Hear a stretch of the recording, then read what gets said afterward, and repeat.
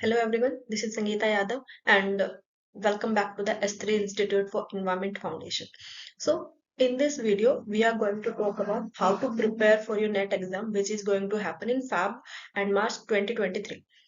Basic जो meaning है इस वीडियो का वो ये है कि हमारे पास डेज बहुत कम है और उसमें हम कैसे तैयारी करें कि हम नेट को क्रैक कर ले, हम जेआरएफ को क्रैक कर ले.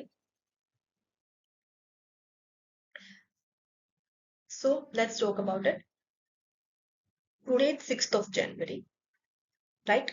और अगर हम आज से बात करें तो हमारे pass on an average 45 days है. अगर हम 25 डेज जनवरी मंथ के मान के चलते हैं प्लस 20 डेज फैब के मान के चलते हैं तो हमारे पास 45 डेज होते हैं, राइट. इन 45 डेज में हमें क्या करना है? इन 45 डेज में हमें हमारा जो सिलेबस है उसे भी कवर करना है, प्लस हमारा जो रिवीजन है वो भी हमें करना है, प्लस हमारे जो प्रीवियस ईयर्स एमसीक्यूज जो हैं वो भी हमें सोल्व करना है. तो इन 45 डेज में हमें इस तरह से अपना शेड्यूल डिसाइड करना है कि ये सारी चीजें जो हम इन 45 डेज में ही कर पाए. प्लस दूसरा क्या है कि 21 फैब से लेके आपके 13 मार्च तक एग्जाम होने वाले हैं. सो अगर किसी को इन दिनों में किसी का एग्जाम जो है थोड़ा लेट होता है तो क्या होगा, हमारे पास जो एक्स्ट्रा डेज मिलेंगे वो हमारे लिए एज एन बोनस की तरह वर्क करेंगे. फॉर एग्जाम्पल अगर किसी का एग्जाम 25 को है, किसी सब्जेक्ट का एग्जाम 25 को है, अभी हमें नहीं पता कि हमारा एग्जाम कब होगा, इन्वायरमेंटल साइंसेज का एग्जाम कब होगा. लेट्स सपोज कि अगर हमारा एग्जाम 25 को होता है तो हमारे पास 5 दिन जो है वो एक्स्ट्रा है, वो हमारे लिए बोनस है. ठीक है, तो हमें ये सोच के चलना है. सिलेबस हमें जो है हमारा 21 से पहले खत्म करना है. यानी कि 21 से पहले से मेरा मतलब है एटलीस्ट हमें 11 फैब से पहले अपना सिलेबस का खत्म करना है. तो अब हम इन 45 डेज को कैसे यूटिलाइज कर सकते हैं अपना सिलेबस कंप्लीट करने में या प्रिपरेशन करने में, वो देखते हैं. तो सबसे बड़ी गलती जो बच्चे करते हैं वो ये है कि हमारा जो पेपर 1 है ना उसको बच्चे इंपॉर्टेंस नहीं देते हैं, जो उनकी सबसे बड़ी गलती साबित होती है नेट जेआरएफ को क्रैक करने में. क्योंकि पेपर 1 का भी इक्वल वेटेज है हमारे पेपर 2 के लिए. वेटेज से मेरा मतलब है यहाँ पे उसमें उसका बहुत इंपॉर्टेंट रोल है, पेपर 1 का बहुत क्रूशियल रोल है क्वालिफाई करवाने में. जो बच्चे पेपर 1 में स्कोर नहीं कर पाते ना उनका नेट जेआरएफ नहीं हो पाता, बहुत इम्पॉसिबल सा हो जाता है उनके लिए नेट जेआरएफ क्वालिफाई करना. तो पेपर 1 को स्ट्रोंग रखना है, पेपर 1 को भी आपको इक्वल टाइम देना है अपने पेपर 2 के जितना. रीजन, इसके पीछे एक रीजन है. बहुत सारे बच्चों का पेपर 1 स्ट्रोंग नहीं होता है लेकिन पेपर 2 स्ट्रोंग होता है. और पेपर 2 आप अभी भी पढ़ेंगे, आप थोड़ा पढ़ेंगे तो भी आपको बहुत अच्छे से समझ में आएगा क्योंकि आपकी मास्टर्स उसी से है, राइट. अगर आप किसी चीज में आप ऑलरेडी 2 साल दे चुके हैं, जो बच्चे पास आउट है उनकी बात कर रही हूँ अभी, जो ऑलरेडी 2 साल दे चुके हैं वो सब्जेक्ट समझने में आपको कितना टाइम लगेगा? कम टाइम लगेगा. और जो बच्चे ऑलरेडी मास्टर्स में हैं तो उनके लिए क्या है, वो तो ऑनगोइंग है, चल ही रहा है. तो उनको पेपर 1 को ज्यादा स्ट्रोंग करने की जरूरत है. और दूसरा रीजन पेपर 1 को मैं इतना फोकस क्यों कर रही हूँ वो ये है, जितने भी बच्चे इन्वायरमेंटल साइंसेज के लिए बैठेंगे, राइट, उनका पेपर तो इन्वायरमेंट है तो उनको इन्वायरमेंट आता है. आप ये मान के चलो कि सबको इन्वायरमेंट आता है, ये मान के हम चलते हैं. तो क्या नहीं आता उन्हें? पेपर 1 नहीं आता. तो हमें उनसे आगे निकलना है. तो कैसे निकलना है? पेपर 1 को स्ट्रोंग करके हमें उनसे आगे निकलना है. तो पेपर 1 को और पेपर 2 को हमें इक्वल इंपॉर्टेंस देके चलनी है. ठीक है, तो कुछ पॉइंट्स है जो मैं आपको बताना चाहती हूँ इन 45 डेज के लिए जो हमें ध्यान में रखने हैं. तो पहला तो ये है कि लेट्स से अगर हम बात करें कि हमें 30 डेज में अपना सिलेबस कवर करना है, बचे हुए 15 डेज जो हैं वो हमें रिवीजन और एमसीक्यूज के लिए रखने हैं. ठीक है, या हम ये करते हैं कि 35 डेज में हमें सिलेबस कवर करना है, बचे हुए 10 दिन हम रिवीजन और एमसीक्यूज के लिए रख सोल्व करने के लिए. ठीक है, तो दोनों ही जैसे ही आपको जैसा आपको ठीक लगे आप वैसा कर सकते हैं, दोनों में ही कोई प्रॉब्लम नहीं है. तो हमें क्या करना है? पहला पॉइंट जो ध्यान में रखना है, जो सबसे बड़ी मिस्टेक बच्चे करते हैं वो ये करते हैं कि पेपर जिस दिन होता है ना उस दिन तक भी कुछ नया पढ़ने में लगे रहते हैं. वो नहीं करना है. Revision is the key to crack your exam. अगर आप की को ही भूल जाएंगे तो क्या आप ताला खोल पाएंगे? नहीं खोल पाएंगे। तो रिवीजन आपका क्या है? की है। ताला क्या है? आपका जेआरएफ नेट जो है वो आपका ताला है। उसको खोलने के लिए रिवीजन ही चाहिए, बहुत जरूरी है। मैं कहूंगी आप क्या है 7 यूनिट करके चले जाइए, लेकिन इन 7 यूनिट को अच्छे से रिवाइज करके कवर करके, मैं एक पेपर की बात कर रही हूँ अभी, दोनों पेपर की बात नहीं कर रही, क्योंकि दोनों पेपर में टोटल 20 यूनिट्स होते हैं, उसमें 7 करके जाएंगे कुछ नहीं होगा। हम एक पेपर की बात करते हैं, फॉर एग्जाम्पल हम सेकंड पेपर की बात कर रहे हैं। आप 7 यूनिट करके चले जाइए, लेकिन इन 7 यूनिट को आपने तैयार किया है, अच्छे से पढ़ा है पहले तो, फिर आपने रिवाइज किया है, फिर आपने इसके साथ के साथ के एमसीक्यूज भी किए हैं। तो मैं गारंटी देती हूँ अगर आपने ये तीनों काम बहुत अच्छे से किए हैं तो आपका जेआरएफ होगा। आपकी ताले में जो है चाबी लगेगी ही लगेगी। आपका रिवीजन जो है वो आपको ताली दे देगा आपके लॉक को खोलने की, ताले को खोलने की। तो ये बात है कि आपकी चाबी जो है वो लग जाएगी अगर आपने रिवीजन किया है तो। Without revision constant new knowledge gain करने का कोई फायदा नहीं है। बिकॉज क्या बात है, दूसरी जो चीज है वो ये है कि बच्चे जब एग्जाम में बैठते हैं ना तो एग्जाम प्रेशर हैंडल नहीं कर पाते हैं। क्यों नहीं कर पाते? क्योंकि उन्होंने पढ़ा तो बहुत कुछ है, रिटेन नहीं कर पाए। रिटेन नहीं कर पाए क्योंकि उन्होंने रिवाइज नहीं किया, और अगर उन्होंने रिवाइज नहीं किया तो वो रिटेन नहीं कर पाए, रिटेन नहीं कर पाए तो वो रिकॉल नहीं कर पाएंगे एग्जाम में। तो क्या है, रिवीजन पहली कंडीशन है अपना नेट जेआरएफ क्वालिफाई करने के लिए। सिलेबस आप जितना भी कवर कर रहे हैं उसमें आपको रिवीजन करना ही करना है। फर्स्ट कंडीशन है अगर आपको क्वालिफाई करना है तो। अगर हम बात करते हैं फिर अपनी नेक्स्ट, तो दूसरा क्या है हमें? दूसरा, टाइम हमारे पास कम है। कोई अगर आपसे ये कहता है कि आप 10 की 10 यूनिट कवर कीजिए, 10 की 10 यूनिट आप फर्स्ट पेपर की कवर कीजिए, 10 की 10 यूनिट आप सेकंड पेपर की कवर कीजिए, मीन्स कंप्लीट सिलेबस कवर कीजिए, आपको हर एक टॉपिक कवर करना है, तो वो आपको बेवकूफ बना रहा है। ठीक है, मैं ये कहूंगी कि ऐसा नहीं हो पाएगा। क्यों नहीं हो पाएगा? सिलेबस बहुत वास्ट है। मैं खुद नहीं कह सकती कि भाई मुझे सारा सिलेबस आता है। एज एन एजुकेटर मैं ये क्लेम नहीं करती, कभी भी ना मैं क्लेम कर सकती हूँ, क्योंकि सिलेबस को पढ़ने के तरीके में, सिलेबस को देखने के तरीके में, और सिलेबस इतना वास्ट है कि उसमें बहुत सारे पॉइंट्स इन्वॉल्व है। तो 100% कवर करना कभी पॉसिबल नहीं होता है, और मैं आप लोगों को भी सजेस्ट नहीं करूंगी 100% सिलेबस को कवर करने के लिए।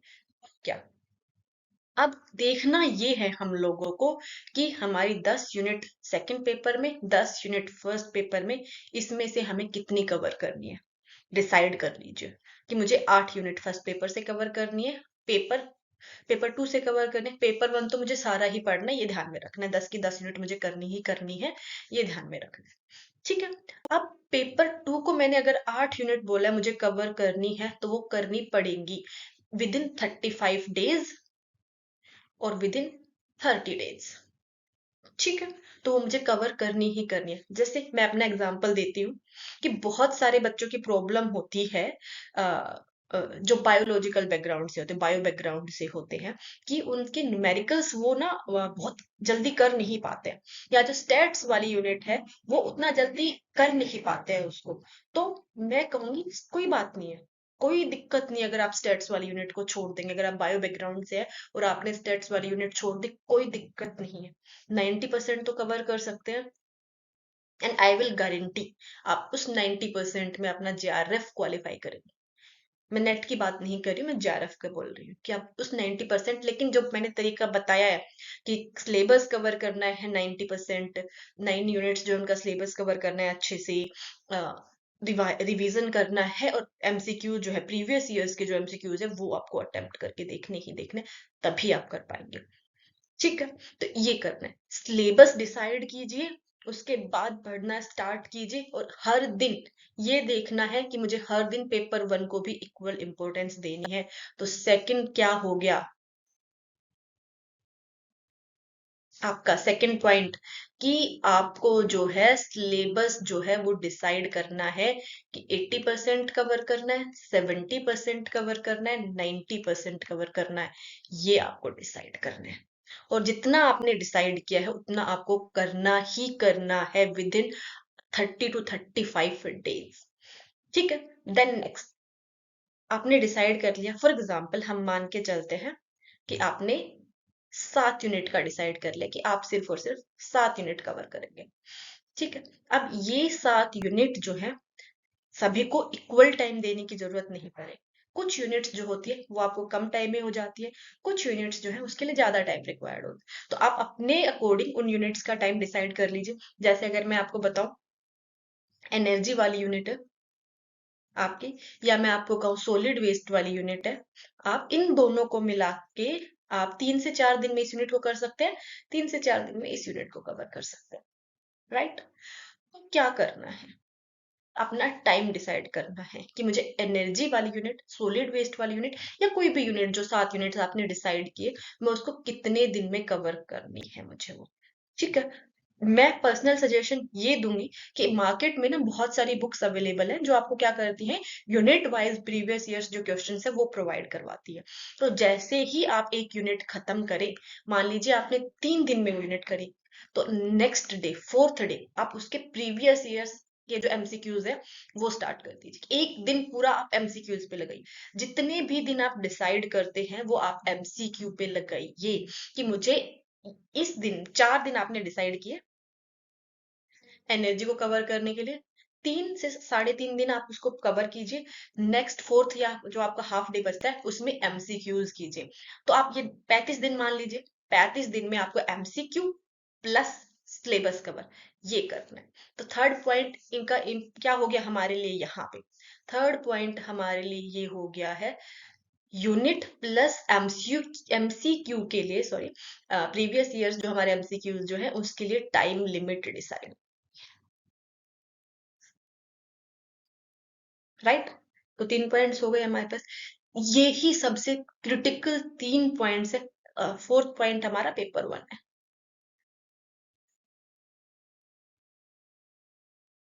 ठीक है, कि पेपर 1 को भी हमें इक्वल इंपॉर्टेंस देनी है, एंड पेपर 1 के भी एमसीक्यू जो है, जैसे ही एक यूनिट खत्म हुई उसी के साथ हमें पेपर 1 के भी एमसीक्यू जो है हमें वो सोल्व करने हैं। ओके, उसके बाद ये सब होने के बाद आप 35 दिन में ये सब कर लेते हैं। राइट, 35 दिन के बाद आपको क्या करना है, रिवीजन स्टार्ट करना है हर एक यूनिट का। और साथ में फिर आपको क्या करना है, आप अपनी एनटीए की साइट पे अगर जाके देखेंगे ना, वहां पे आपको, जैसे एनटीए आपका एग्जाम लेती है ना उसी तरह से आपको एक पूरा पैटर्न मिलेगा। वहां पे आपको प्रीवियस ईयर्स के जो क्वेश्चंस है ना उसके लिए मॉक टेस्ट अवेलेबल हो जाएगी, कि प्रीवियस ईयर्स क्वेश्चंस आप अटेम्प्ट करके देख सकते हैं विद इन टाइम लिमिट, पूरा टाइम दिया जाएगा, फिर आप लास्ट में अपना स्कोर चेक कर सकते हैं। उससे आपका कॉन्फिडेंस इंक्रीज होगा। तो पांचवा पॉइंट जो है आपको वो ये करना है कि एनटीए की साइट से,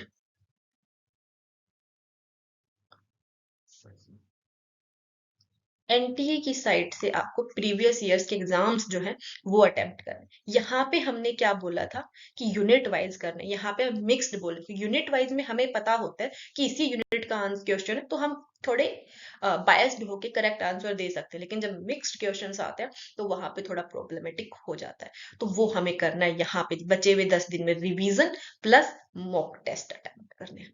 तो ये स्ट्रेटजीज जो है मैं आपको बताना चाहूंगी कि आपको अटेम्प्ट करनी है ड्यूरिंग योर प्रिपरेशन। ये 5 पॉइंट्स जो हैं आपको अपने ध्यान में रखने हैं, और अगर आप इन्हें फॉलो करते हैं तो कोई भी आपको एग्जाम में क्लियर करने से रोक नहीं पाएगा।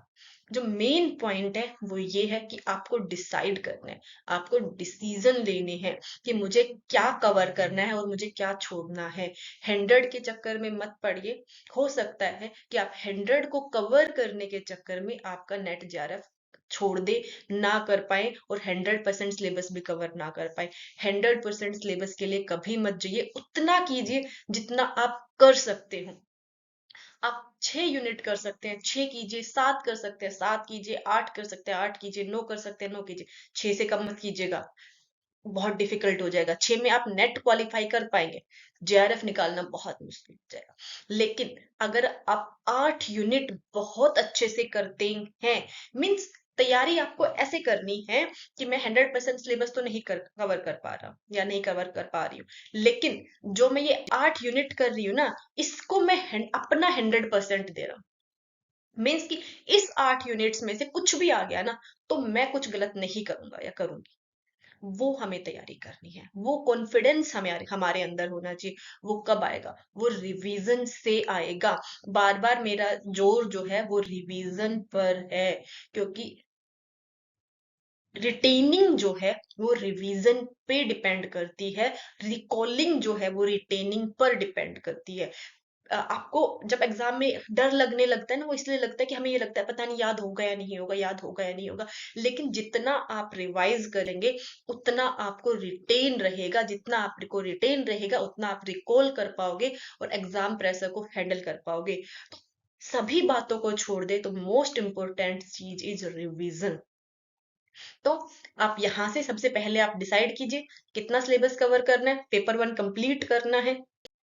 उसके बाद एक यूनिट के लिए टाइम डिसाइड कीजिए कि ये जो यूनिट है वो इतने टाइम में कवर करनी है, और उसके एमसीक्यू जो है यूनिट खत्म होते ही एमसीक्यू स्टार्ट करने हैं। मुझे इस यूनिट के एक दिन के लिए एमसीक्यू ही करने हैं, या यूनिट खत्म हुई, मान लिया आपने 4 दिन डिसाइड किए, 3.5 दिन में यूनिट खत्म हुई, तो बाकी का टाइम जो मेरा बचा है उसमें मुझे एमसीक्यू ही करने हैं।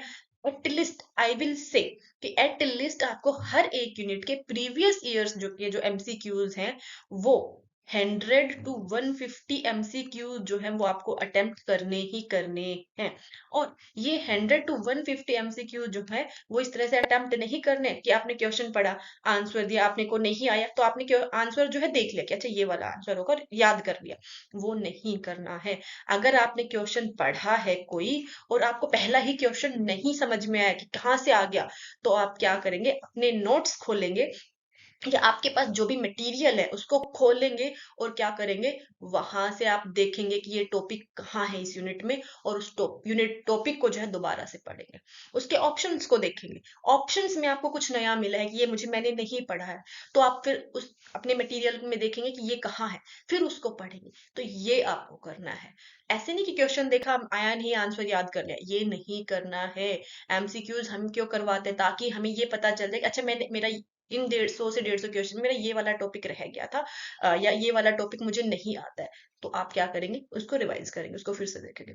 तो आप देखेंगे कि 50 क्वेश्चंस तक आप ऐसा करते हैं ना, तो क्या होता है कि आपको बहुत बार हो सकता है कि आपके जो स्टडी मटेरियल है वो आपको बहुत बार देखना पड़े, लेकिन 50 के बाद आप देखेंगे क्या है कि नहीं, मुझे तो अब सारे क्वेश्चन आ रहे हैं। 50 तक आप टाइम कंज्यूमिंग भी लगेगा, थोड़ा सा इरिटेटिंग भी हो जाएगा कि बार बार मुझे मेरे नोट्स खोलने पड़ रहे हैं, मेरा स्टडी मटेरियल खोलना पड़ रहा है। लेकिन उसके बाद क्या होगा, it will be easy for you to attempt all these questions with correct answers. Okay, so ये स्ट्रेटेजी फॉलो करनी है आप लोगों को, बहुत अच्छे से तैयारी करनी है। And all the best to every aspirant who is going to give the test for NTA mm, exam and net GRF exam 2023. All the very best everyone.